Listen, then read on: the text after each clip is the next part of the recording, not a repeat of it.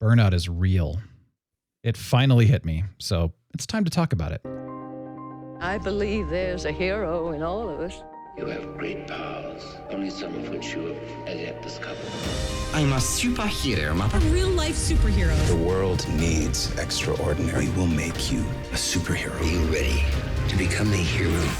Initiating surprise in 3, This 2, is 1. The Real Brian Show.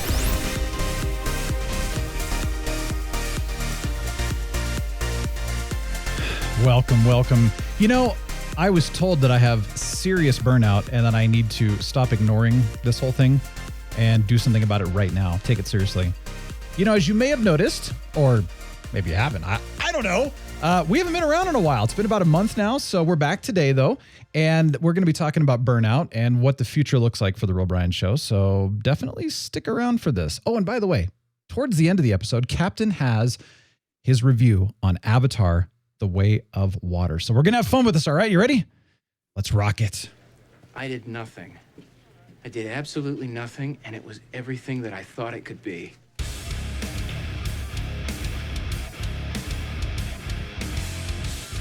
Welcome, Captain Influence is one of my favorite quotes. The power of doing nothing. Oh man, you know, I'm a big believer. It gets me thinking, you know, this whole idea of burnout. And it's like, you know, I was thinking Office Space, and he's like, I don't think I'm gonna go in anymore. Like, were you just not gonna? Are you gonna quit? Nah, I'm just not gonna go. Nah. Once you get fired, I don't know. How are you gonna pay your bills? Awesome. You know, I don't like paying bills either, so I don't think I'm gonna do that.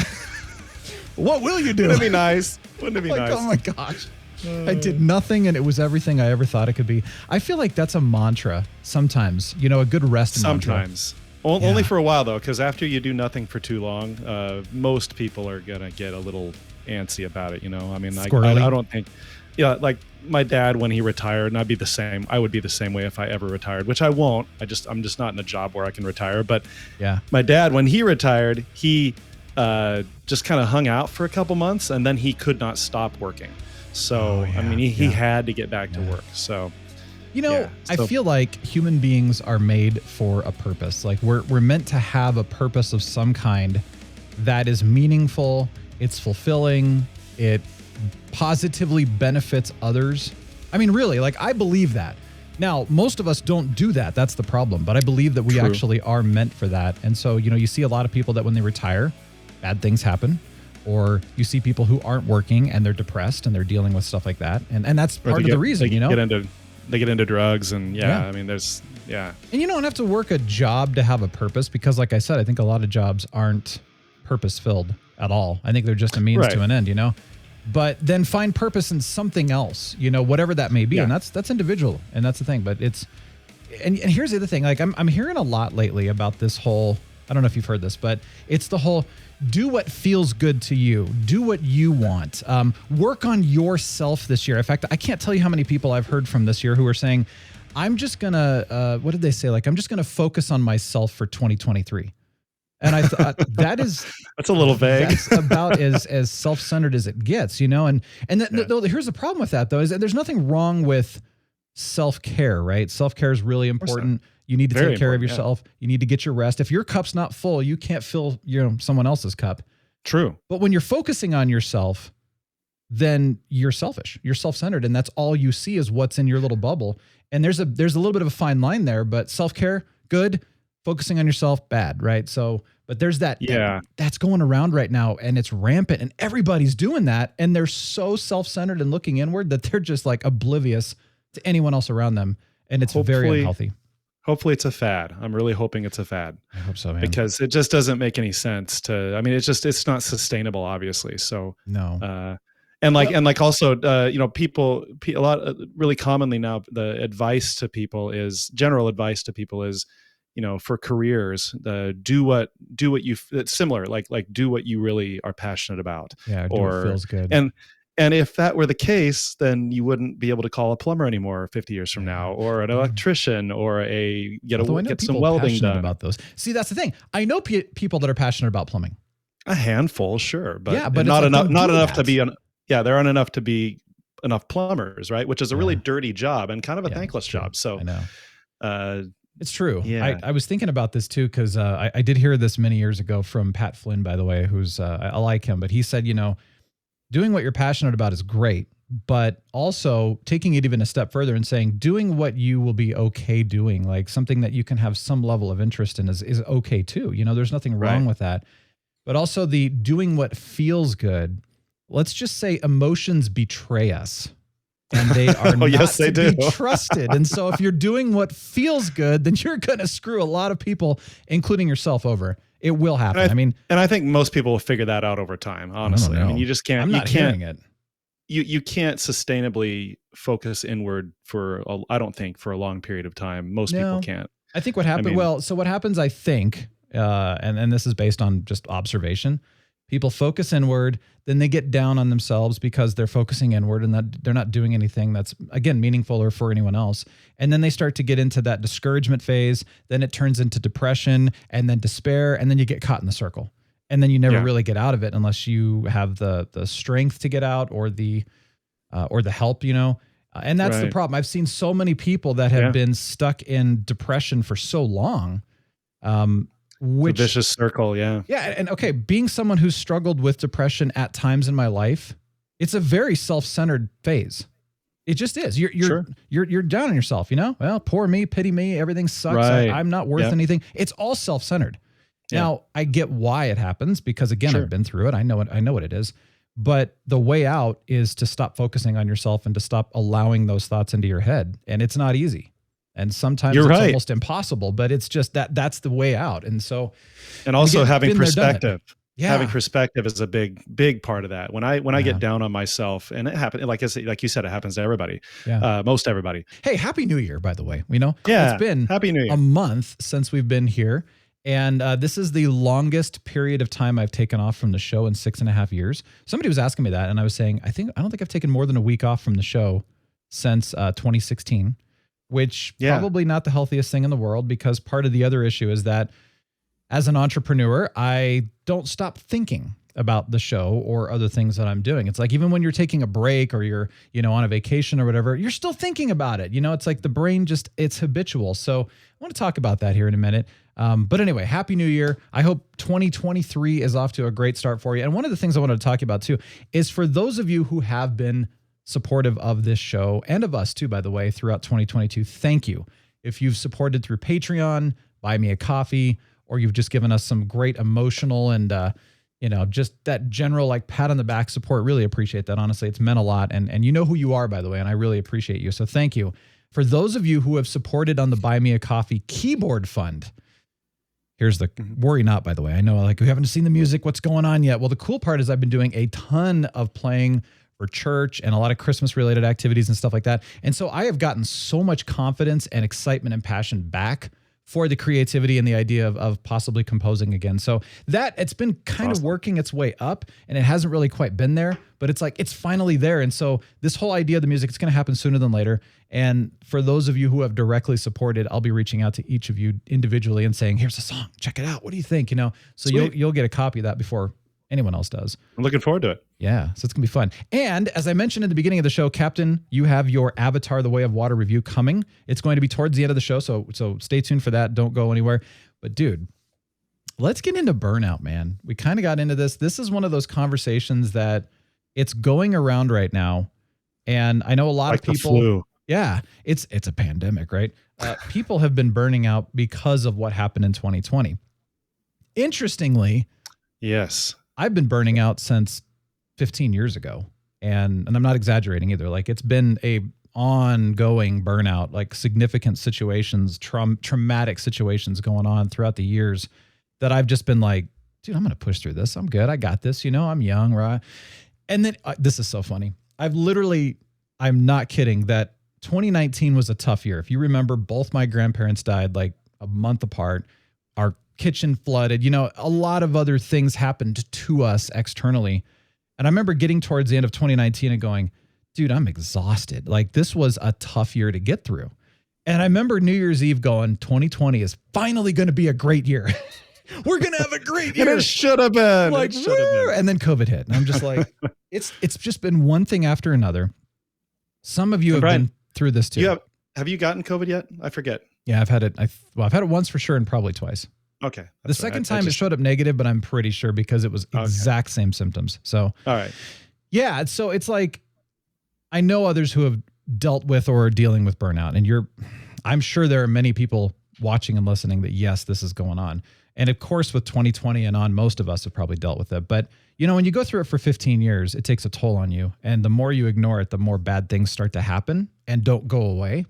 So like a snowball effect, kind of. It does, yeah. Right. And I was going to talk about what's happened actually in the last couple of weeks. So, we took those 2 weeks off at Christmas.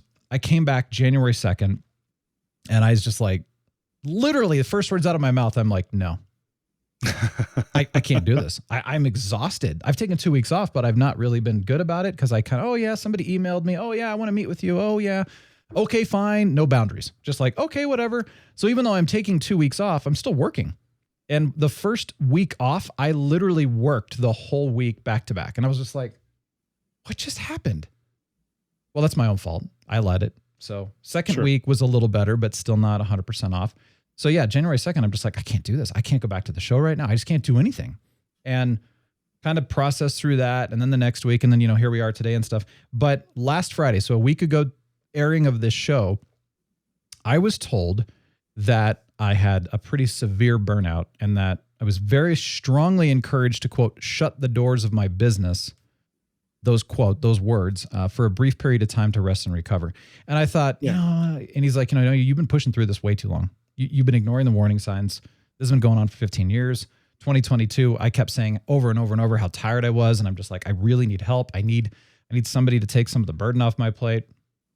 It didn't happen. Finally, I'm at the end. It's like, this is what I got to do. Right. Interestingly, Captain, we have some specific friends, by the way, who have dealt with burnout and also high levels of stress and anxiety, which I think really kind of come together. They are kind of tied together in how the body responds to like cortisol and stuff like that. Sure. And not to mention a lack of rest. And so we have a number of friends and then also people we know who have dealt with burnout and ignored it. And two of these friends, I don't know if I told you this actually, but two of these friends are, for basically lack of a better word, physically disabled. They're unable to work. And it was because of being chronically sick and then riddled with just constant stress and never resting and never letting their bodies heal and taking care of themselves. Interesting. Yeah. And one of them is younger than me, but yeah, one of the people, she basically was let go and they said, you can't work anymore. And then the doctors have told her, you're unable to work for the rest of your life. You just can't. You're kind of done. Wow. And no matter what she does, her body just won't heal anymore. It's kind of like it gave up. Dang. That kind of freaks me out, Another friend that we have, able to work, same kind of thing, but has consistent health issues. And so, might come up on, it's like, oh, I got to take a few days or even a few weeks off. And there's no notice. It's just like, I can't work for this period of time until I can get over whatever this issue is. Right. And then I know of some other people, and this is the sad part, is that, again, they ignored it. They ignored the recovery. They ignored processing through it, getting the help to go through it, and committed suicide. Oh, wow. And then another one that, we were just talking with that came very, very, very close to committing suicide as a result of the burnout. It was even telling us, he said that he was there. He was ready. And then somehow got pulled out of it and is like, I need help. I need to get through this. But again, it was from that burnout and that extreme stress and anxiety. All of these stories kind of came together within the period of time that I was kind of processing through all this. And I thought, I don't want to end up like these people. Right. I just don't. So I'm saying it this way. Burnout is very, very real. And if you are someone who is dealing with this or someone, do not ignore this, okay? I'm assuming many of us we have burnout or that we've had burnout, recently. I really would. That's just my assumption, right? Sure. I don't know about you, Captain, or anyone else listening or watching and all that. Every time not every time, most of the time, how are you? What's going on? Oh man, I'm busy. That's usually the response you get. And it's like, okay. I can relate. Yeah. And you start to go, why? Why are we so busy? But it's a badge of honor. Oh, dude, you should see what my schedule's like. And then they start riddling off their schedule and you're just like, is this cool? Like, do you like this not stopping until, getting up at 7 a.m. and going until midnight every night? Like, do you like this? Is this fun? Okay, yeah. I can't relate to that level, so never mind. No, I retract my yeah, I've been there. I retract that. Sorry. Everybody has different levels, by the way, but I do know some people where they're literally scheduled back to back nonstop every single day. You'll be like, hey, can we get together with you? And it's like, yeah, in 7 months. And you're just like, dude, seriously. But it's this, I think, this badge of honor. I don't know what's going on. And then here's the other thing is that tell me what you think about this one. I think this is kind of interesting. The people that are not as busy, or they're maybe not as successful, I feel like society and people tend to look at those people as losers or even failures. Not always, but I see it. I actually do. I've seen it. I've heard it. I've sensed it. But I don't know if you've seen it or not. I have not. But you put yourself out there more than I do. So I don't doubt that you've seen that, but I have not personally gotten that sense strongly, at least, where people who are not super busy are ostracized somehow or looked down upon. I have not experienced that yet. I had 3 meetings locally recently too, actually, within the last probably 4 months. Which is one of the reasons why you would know this more than I would. So, well, and not to mention too, you see their physical immediate reaction too. It's different if somebody's saying something behind your back or whatever. But one of the guys, not kidding, I was meeting and they were, it's podcasting stuff. And, I'm thinking like, well, here's what I'm doing. And, this is also during the time where a lot of businesses were cutting their marketing budgets. And so they were shutting down their podcasts, and it was all at the same time. And so it's like, I was losing clients because they were shutting their podcast down. Right. And so I was kind of like, and this is the thing. It's like asking a woman, how much do you weigh or how old are you? Like, you should be slapped if you ask either of those questions, right? At least from this perspective of our generation and earlier generations. Absolutely. It's so I don't know if rude, that still holds or not, honestly. I don't know. Things are very different now than they were just even 20 years ago. So, but this is what people say. They start saying, well, how many listeners do you have to your podcast and how much money do you make? And I'm just like, these are not okay questions to ask anybody. I'm like, this is kind of personal, But so they start asking that, and I'm like, how do you answer this? Do you just say, I'm not going to answer that question? What kind of a dumb question? I mean, I don't know. All that being said, though, it's amazing to me how we live or die by success and busyness and that kind of thing. Hear me when I say, though, that it is healthy and natural to have responsibilities, to take care of yourself and others, having a purpose in life, knowing that, that you want to be a blessing and an impact to others, right? That's a good thing. So I'm talking about being busy is bad, but doing things for the good and all that's a good thing. That's a healthy thing. So, when somebody says, well, I'm not busy, okay, whatever, right? But being a deadbeat, being a mooch off of someone else, having no purpose in life, shirking responsibilities because you're, I don't want to do it, you're lazy or whatever. Obviously that's terrible. That's not good or healthy. And I think there's too many people that think, well, I don't want to be busy, so I'll just do this. It's like, no, there's a balance. All right. Have your purpose, have your responsibilities, and then also don't be busy. Because I think those people are the wise ones. They might have a full life, but they're not going crazy, stretching themselves too thin, and they have time for others and they have time for the important things. They've established a balance, and that's important for everybody. I mean, balance is really the healthiest thing you can achieve in your life, to be honest. And then that's just a given, right? I mean, that's one of those incontrovertible truths about human existence, is that you have to balance all these things to get the most out of life. So I agree. I've been seeking wise counsel and advice, and I've been learning a lot from various people and all that. Also learning from those who have ignored the burnout as like, don't do that, but I am listening to some of the advice that others have had about how to rest and recover from this.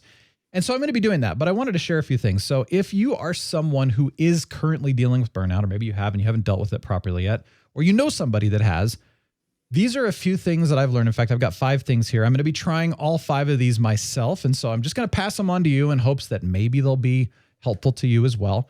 But we'll see, right? So the first piece of advice was to take at least 1 full month off from everything that drains you. And so if it's work or work-related activities, do that, right?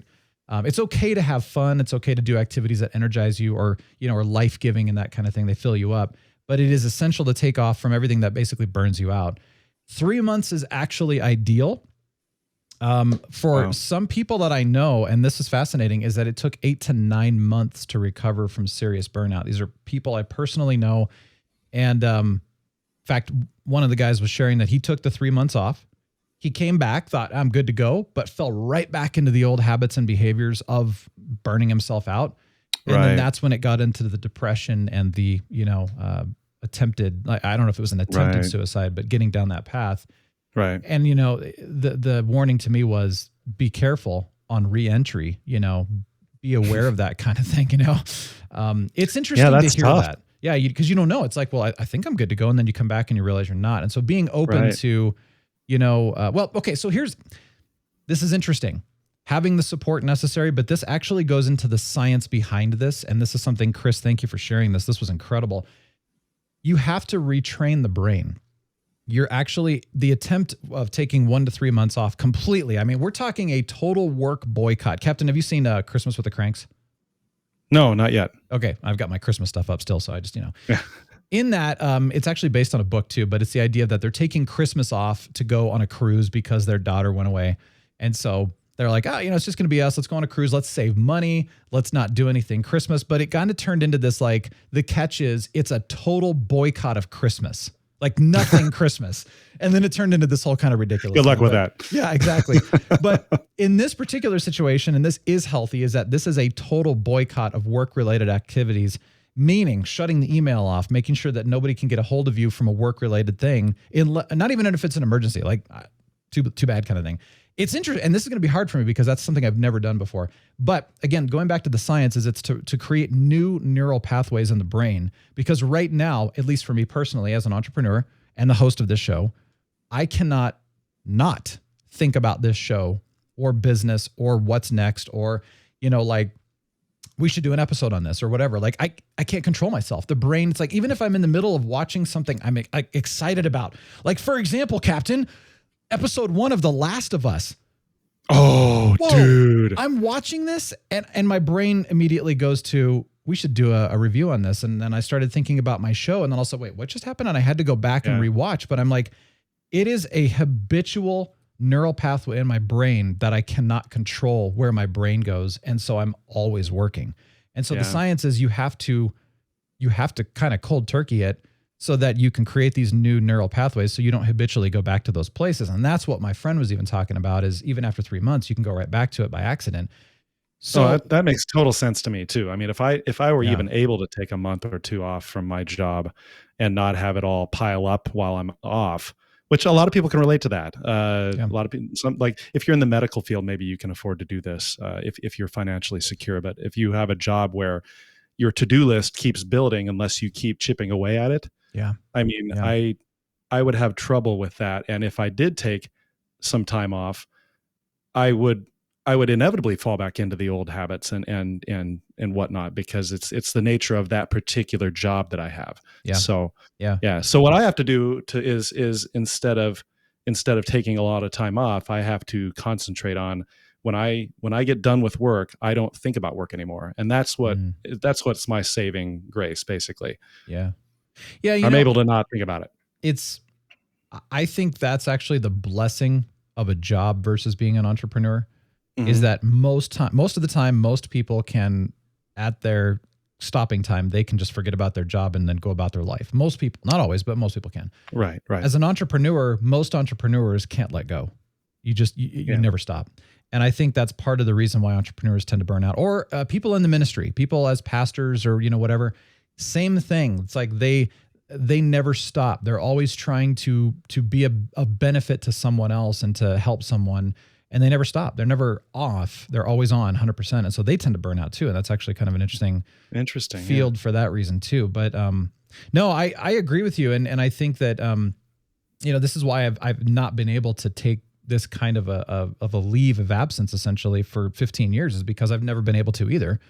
But finally it's like, if you don't, it's going to just get worse and it could come to a head and then it could be permanent. And so that's where it's like, you just need to do it. And if you lose people, it is what it is. You take care of yourself at this point so that you can be better for everyone else at this point. Yeah. So it's like, hey, if we lose all the listeners and if I lose clients, I have to be okay with it. And it's not something I want to do. but it is something I kind of have to do. And so I think there can be a time where, regardless of what the consequences are, the risks, you got to just do it, because which risks are worse. But third thing, after a period of time, it's okay to discuss the what's next scenario.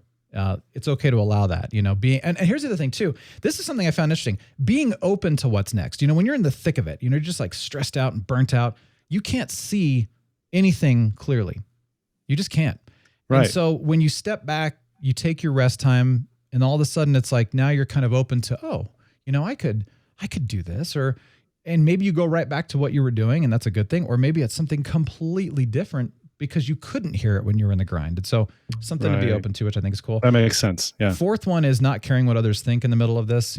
Most of the time I think people are going to be very supportive. Sometimes they won't, so don't care about those. And then the fifth one, and this is another thing, this is just me, kind of my thoughts here, is you're not broken. You're not a failure. You're not weak. Because I think a lot of times people, especially in our society, they tend to think that you are a weak person if you are dealing with this. You have a mental illness. Maybe you do, but maybe you don't. Maybe you just burnt yourself out. Because let's be honest, dude, humans are not meant or designed for this level of busyness and stress and intensity at all. We're not meant for it. That's where I can really relate in how I think about things, is that the human psyche is just very, very, very new to this whole paradigm that we are all used to now of all this stuff being thrown at us in social media, in the media, and with family, with friends, connectivity. All that stuff is very unprecedented for the animal that we are, and the brain that we have. And so burnout is I don't know that burnout was a general phenomenon 50 to 100 years ago and before. I'm not sure if it was as much nor was anxiety and depression and all that stuff. That's all blossomed in the last 50 years or less, because of all this stuff that we are also, because of all the stuff that's bombarding us all the time, all these different things that we have to deal with just to live. And it's, you have to literally like you're saying, you have to make a conscious decision to disconnect yourself from it and abide by that decision in order to even have any hope of really trying to reset your brain. So we've seen it in other cultures over the years, but it's relatively new to America, to be completely honest. It's always been there to an extent, but usually people who deal with this kind of thing were few and far between. And now it feels like everybody's dealing with it. Right. Which is a lot more people now. Yeah. Yeah. And a lot of it is truly a lack of boundaries. And that's exactly something I've been dealing with, is that I'm just too nice. I've done so much over the last 15 years, really. And if I look back to, we went through some pretty traumatic situations, that we dealt with, but we never really rested and recovered from, because we couldn't. But then it's like, one of the other problems I've had is that I love encouraging others. That's why we do the show. I love helping others to have a better day, and also a life in general. I love doing things for others too. And as a result, what's happened? I've volunteered so many hours, and including the show, by the way. And this is not, but really, like, we do not get paid to do this show. I put in an average of 40-ish hours a week into this show for nothing. Really, it's stupid. If you think about it, it's completely stupid. I love You're crazy. I am, dude. In fact, I've literally had people say you're kind of an idiot for doing that, and it's your own fault. And they're not wrong, because I love doing this show, but there is no reason that I should be doing what I've been doing. And it's a lack of boundary. It's a lack of, protecting myself and my time. It's just because I just like being nice to people. And I'm like, I got to stop being so nice, because some people, they appreciate it and it goes acknowledged and it's a good thing. Most of the time, people just take advantage of it. And so then you just get used and abused. And I don't think anybody, some people do it intentionally, maybe some maliciously. I think most people just don't even think about it. They just go, I'm getting it for free. So, I'm just going to keep asking. It's a subconscious thing. Yeah, of course. And it's just like, again, it's also part of the culture now. I mean, it's a very take oriented culture that we're all immersed in right now. So, yeah. So, we've done the show 6.5 years now, and it's been a labor of love. And except for a few instances, by the way, and you guys know who you are, I've pretty much done everything myself with the show, and it burnt out. And so, I was thinking about this, and by the way, this is mostly the back end work of the show. So it's the production, it's the editing, it's the thumbnails and the graphics and the publishing and the blog posts and the coming up with creative titles. And it's all the stuff that I do that does not involve sitting behind the mic. This right here, what I'm doing with Captain Influence, this sitting behind the mic and in front of the camera, this is what I love. This is life-giving. It's energizing. Everything else that I do, I can't stand it. And it's like, we used to have some help with it back in the beginning, and that's what kept it going. And then those people were, they had to leave. They had to move on to something else. And so then I had to take everything on, and it killed me. So that's the issue. So the combination of that burnout with the back end stuff of the show, and then going through all the stuff over the 15 years, and then again, all that giving, like I said, unfortunately, this goes back to the filling of the cup. I've been pouring my cup out to others, and others have not been pouring back into my cup. And it is supposed to be a give or take, really. If your cup is empty, you are useless. And as I've said, my cup's been empty for years, and it's like a little crack in the bottom of it. So if anything gets poured into it, it just kind of leaks out. I'm not kidding. That's what it feels like. And so without getting too negative and getting into specifics, like, you can only do that for so long. And so that's, right. I'm at that point right now. So what does this mean for the Real Brian Show? Let's just get into this and go through quickly. And then we want to talk about Avatar and go from there. But we're going to be taking an extended break from this show from putting out episodes, just to say this. And that may be, we know we're not coming back before April 1st. And no, it's not an April Fool's thing. It is literally like, that's the time we're giving. We'll definitely come back and sometime in the beginning of April, at least give you an update on where we're at. We may stay gone for another month or two after that. I don't know. I mean, it really comes down to, I have to be open to what is needed to rest and recover.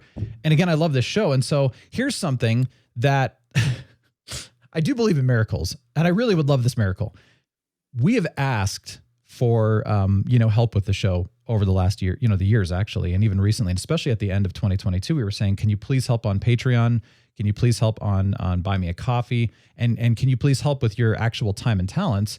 Again, the behind the scenes stuff that I was talking about. If those needs were met, I would do this show.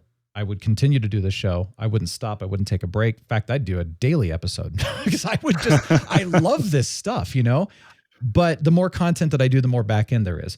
And so if somehow miraculously the needs were met, like either we just had this like influx of Patreon support, we could hire somebody to do that stuff, I'm in. We'll keep it going. Or somebody comes in and says, dude, I do video editing and I'd love to just take this on for you and do all the back end publishing or, whatever, right? I do have somebody who actually has offered, and thank you, by the way, to do some of the graphic stuff, thumbnail and stuff. Nice. Okay. But I'm not going to commit to that until we take this rest time. So I got to be honest, like if the help came and we were able to share the load kind of equally and the burden was taken off of my plate kind of thing, then I wouldn't stop doing the show. But because it's all on me right now, this is why I have to take this break. And so unless a miracle happens, which I'm hoping, then we're definitely not back until at least April, and we'll go from there. So what I really want you to know is that I appreciate each of you. I hope you understand where we're coming from on this one too. And for those of you who have dealt with burnout or someone who has, you understand. I mean, you really, truly do. And we don't want to take this break, but we are. I would ask you this, please remain subscribed to The Real Brian Show, the podcast and the YouTube channel, because we're coming back. And also, for those of you who have been supporting on Patreon and Buy Me a Coffee, please don't stop, because in order to keep this show active and, basically available for people to listen and watch and stuff like that, we still have to pay for that. It's not something that's just free for us. And so that does help to kind of cover the cost for all that. And so please don't stop, because now, if for some reason we should decide that we're done with the show, I will contact each of you directly who do support and let you know that, so you can make the decision from that point forward. I just want to be honest with you. But in the meantime, please don't stop if you're able to keep going. And then again, for those of you who are currently dealing with burnout, I really, truly hope that this was helpful and encouraging. I hope these ideas and just talking through this, because, you might feel alone and like, nobody, I can't talk about this. I can't be honest. So do not hesitate to reach out to me directly. Happy to, hey, let's go through the burnout together. Let's talk about it. Let's help each other. I'm happy to do that. Seriously. Even if you're not going through the burnout, I would love to hear from you. I do want to keep in touch, even though we won't be putting out new episodes.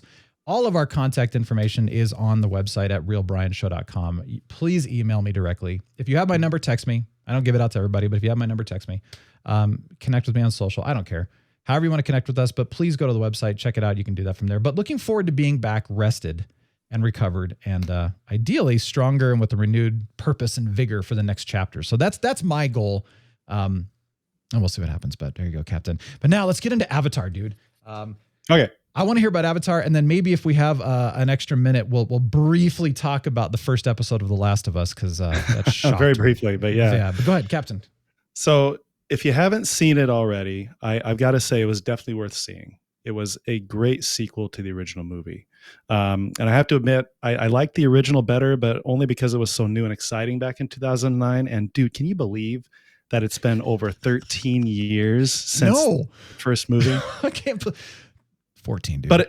But that being said, to me, it feels like it's been longer than that. For some reason, I had it in my head that the first Avatar came out in like the early 2000s, not 2009. So the sequel is supposedly the first of several more, by the way, and it definitely ends with an obvious, we're going to keep going. Okay. It maintains a lot of the style and elements of the first movie, including the score, by the way. So it really feels like an extension of the first film that just got delayed for 13 years. Yeah. For me, this delay was just too long. I agree. Yeah. My brain has changed in the intervening years, of course. All of ours have to some degree or another. And I was kind of unable to really geek out about this movie like I did the original. I mean, when the first movie came out, I was very excited about it. I got it on DVD. I watched it about 20 times on DVD. I saw it probably twice in the theaters in 3D and all that stuff. Remember the whole 3D thing, Brian? Remember how that was really big? That was my first experience with 3D was the original Avatar movie. And it was so distracting that I didn't like Avatar for that reason. So then I decided to go back and rewatch it without 3D. And I was like, okay, this is better. But I was one that wasn't blown away by the original, but I will see the second one. Yeah. So I say this like I'm kind of coming off like this was a negative review. Not at all. This is not a negative review. The movie was fantastic. I really liked it. It's just that personally, I'm not as excited about it as I was about that world of Pandora and all the characters in it as I was back in 2009. Mm-hmm. They did bring back a lot of the original actors reprising their roles as side characters, which I thought was a lot of fun. And a little surprising, but the plot is really just more of the same. Big bad corporations raping a natural world for resources, and the locals are defending their homes. Yeah, same overall plot as the first movie, except in a different setting and with different things that happen. That doesn't mean it's just a photocopy of the first one. It's just very similar in its scope. Yeah. So. Honestly, if you liked the original Avatar, I definitely recommend this first sequel, as well as it's well worth seeing. But it wasn't nearly as mind blowing as the original, in my opinion. So, okay, there you go. Yeah, thank you. Well, I intend to see it, and I'm not rushing to the theater to see it. That's one of the reasons I haven't done it. I would like to, because I think seeing Avatar in the theater is cool because of the magnificence of everything. But I mean, the first movie to me, we walked out and I was like, Dances with Wolves in Space, essentially, with some changes. That's kind of what I got out of it. A little bit. It just kind of has that feel, it's the big bad America, like you said, taking over the natives' land, at the time, and same kind of thing. And then, one person goes native and Kevin Costner goes native versus Sam, what's his name? I don't know what his name is. Anyway, the main guy, Sam Worthington, there you go. He's the main guy. He goes native, to the Navi. My gosh, it's been so long, it's Jacob. Dude. His name was Jacob. Yeah, the actor's name is Sam Worthington. Oh, right. Sorry. Anyway, but regardless, it's kind of that same thing. And for me, it felt old back in 2009. So if they're still doing that, it's still good. But you know what, though? It's still a fascinating idea. And I still think the imagination of James Cameron in this is really cool. And so I still want to see it, and I'm excited too. For sure. Thanks for the review, man. You'll like it. Really, really quickly, because we're gonna wrap up and head out right now. But oh my gosh, dude, The Last of Us. So first of all, I'm not a zombie fan. I really never have been. I'm over it. Yeah, I've been over zombies for way, way, way too long, and the fact that they keep making stuff has really frustrated me. I did, however, play the beginning of The Last of Us at a friend's house many years ago, and I remember going. The game, right? Yeah, the game. And I was like, this is really exciting. And it is the first part where you're playing the main character with his brother and his daughter and all that, And that's all I played. And then I had to go. But I was like, oh my gosh, this was really exciting. Yeah. Never played it after that. It's finally coming to PC. I am interested in playing it now. Finally. Wow, it took them forever to port that years PC. Or something. Jeez. No kidding. And then they are doing a show on it, which of course Mandalorian's in it. The girl, oh my gosh, I'm spacing her name because I can never. But anyway, she was the Worst Witch in the original Worst Witch series before they transformed her. And then of course she's been in Game of Thrones as well. But she's a great actress. Fun, and she's British, by the way, and her American accent in this is fantastic. So nice job. I did not know she was British. So it's pretty cool. Anyway, all the actors are doing a good job. But so I was kind of like, okay, what my limited knowledge of the actual story from the video game was that they pretty much followed it almost to the T. Oh wow, okay, good. In the first episode. Now, again, there's probably some differences. I don't know that much. That's pretty much as far as I got. It was like, oh yeah, that's about what I know.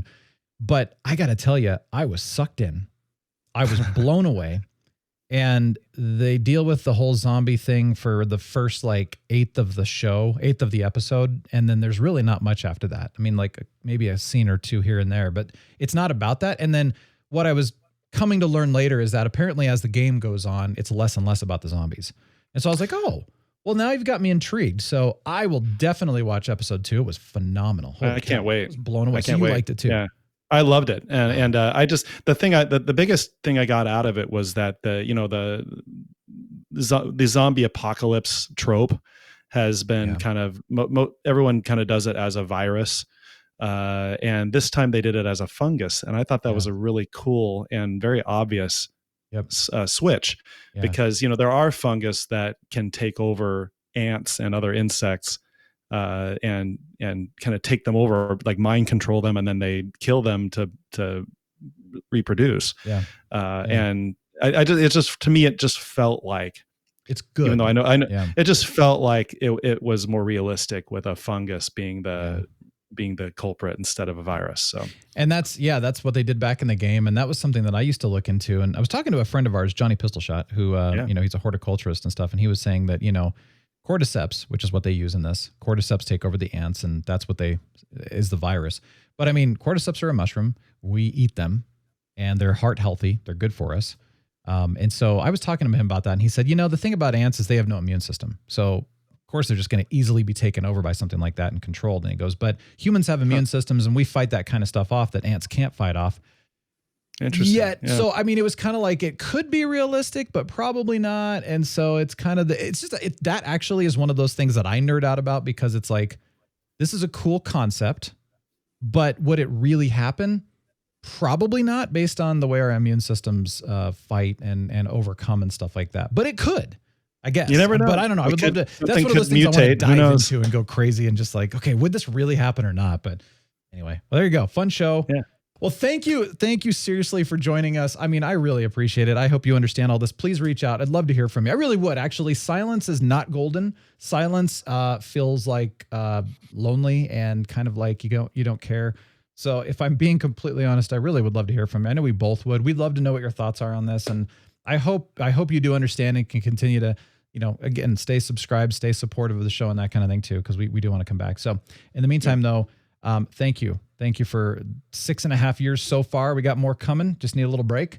And we can't leave you, though, without a glorious moment from the captain here. Deep Thoughts with Captain Influence. If your grandma gets her cats stuffed when they die, try arranging them in a mock battle. Next time you visit, it will freak her out. You know what the music means. That's kind of scary. In this case, the music means until next time. Yeah. Whatever that is. I don't know when that'll be. April sometime. It's a mystery. Yeah. 2023, by the way, for you time travelers. Thanks for joining us, though. Have a glorious couple of months. Stay in touch. realbrianshow.com for all that. Real Brian Show is signing off. See you soon. The Real Brian Show is a production of 514 Media at 514mediaempire.com.